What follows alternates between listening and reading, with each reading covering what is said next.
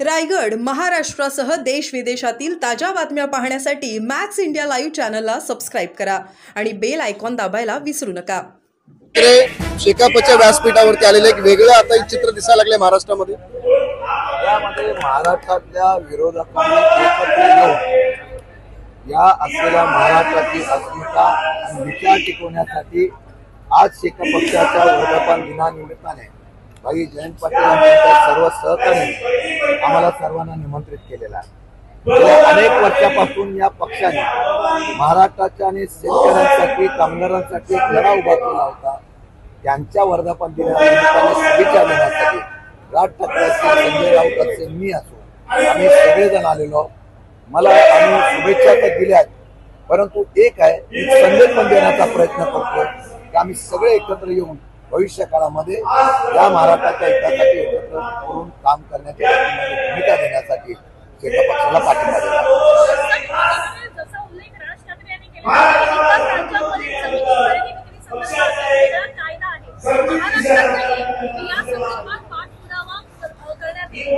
महाराष्ट्रामध्ये जमिनीच्या बाबतीमध्ये वेगवेगळ्या प्रकारचे कायदे आपल्याकडे आहेत, परंतु त्यांनी आज सांगितल्याप्रमाणे इतर राज्यामध्ये जर विक्रीच्या संदर्भामध्ये काही कमी कायदा असेल ते बघू आणि विधिमंडळाच्या अधिवेशनामध्ये उद्याच्या येणाऱ्या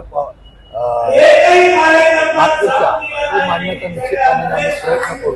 तसा दुसऱ्या राज्यात कायदा असेल तर या राज्यामध्ये तसा कायदा करण्याच्या बाबतीमध्ये पाहिजे तो ते बघून निर्णय घेऊ।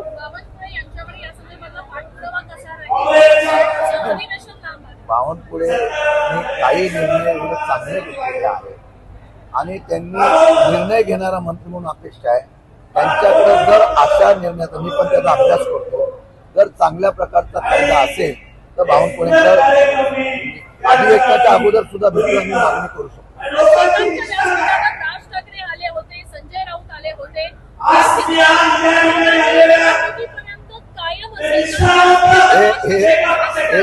हे मी आज सांगितलं, आम्ही फक्त शेका पक्षाचे असलेले आमचे संबंध यातून या असलेल्या मेळाव्याला आलेलो आहे। उद्याच्या याच्यावर कोणाची आघाडी कोणाची होती निवडणुकीच्या काळामध्ये ठरेल आजचा तो विषय नव्हता। आज ज्यांना ज्यांना निमंत्रित केलं ते आम्ही सगळे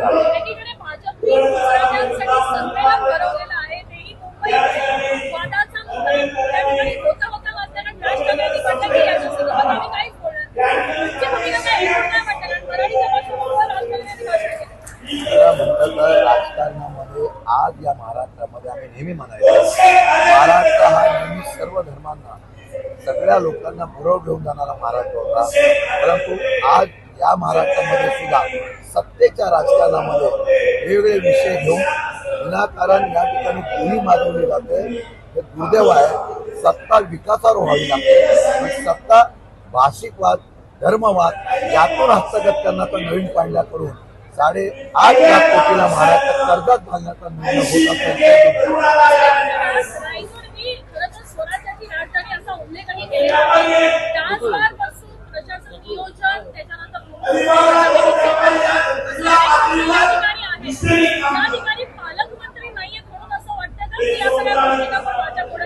सरकारच कुठे आहे, पालकमंत्री सरकारच कुठे आहे, सरकार आम्हाला कुठे दिसत नाही। म्हणजे सरकारमध्ये मंत्री मागे चुकले तर लगेच राजीनामा घेतला जायचा। आम्ही सगळ्यांना अभय आहे, आमदारांनी काय केलं मंत्र्यांनी काय केलं कोणी काय केलं प्रत्येकाला अभय आहे। आम्ही सरकार नसल्यामुळे पालकमंत्री तर लांबच राहिला, राज्यामध्ये शासन आणि प्रशासनच कुठे दिसत नाही।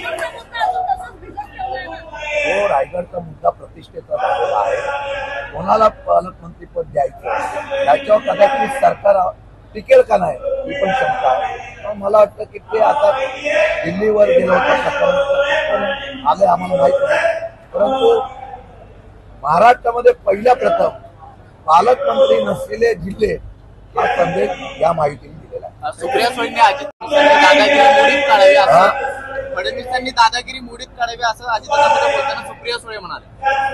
असं आहे, महाराष्ट्रामध्ये आता तशा पद्धतीची दादागिरी सगळीकडे चाललेली आहे।